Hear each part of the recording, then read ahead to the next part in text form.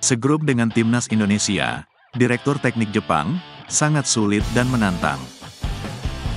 Piala AFF U16 2024, Timnas Indonesia U16 hadapi Australia di semifinal.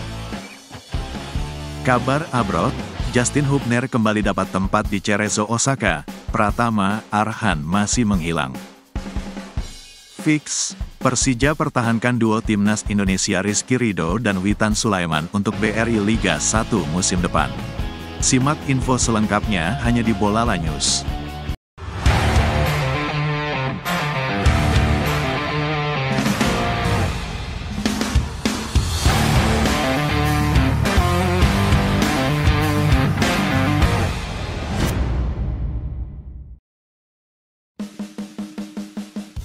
Direktur Teknik Timnas Jepang, Masakuni Yamamoto, menegaskan bahwa perjuangan negaranya di putaran ketiga kualifikasi Piala Dunia 2026 zona Asia tak akan mudah.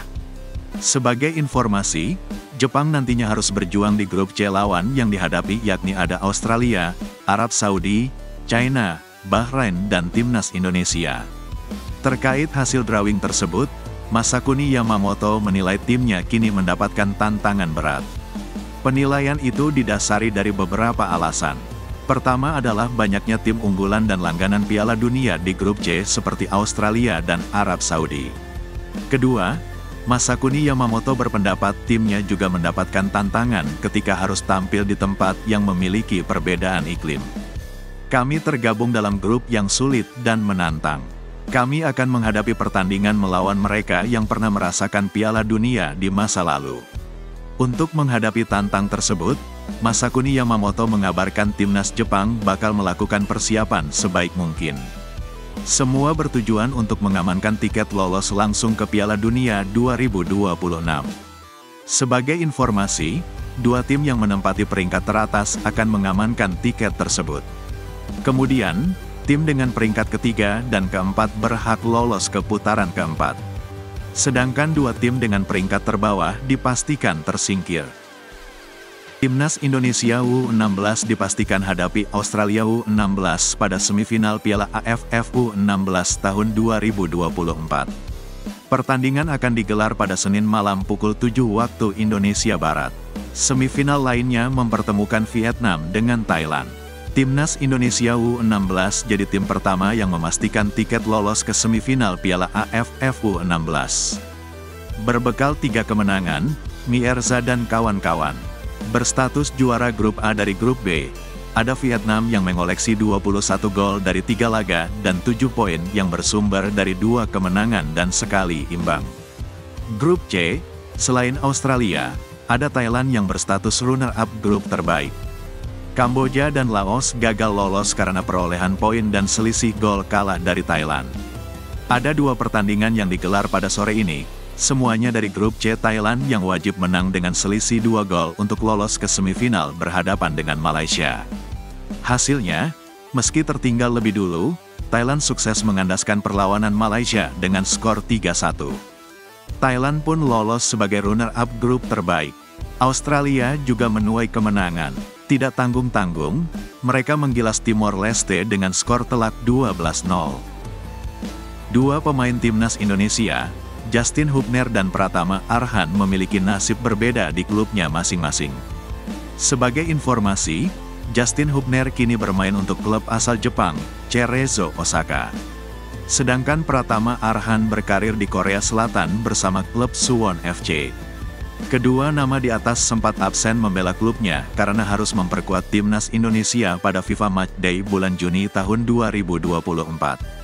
Laga terakhir timnas Indonesia yakni menghadapi Filipina pada tanggal 11 Juni tahun 2024. Justin Hubner dan Pratama Arhan lalu mampu membantu timnas Indonesia mengalahkan Filipina dengan skor 2-0. Hasil ini sekaligus membuat tim asuhan Sintayong berhak melaju ke putaran ketiga kualifikasi Piala Dunia 2026 zona Asia.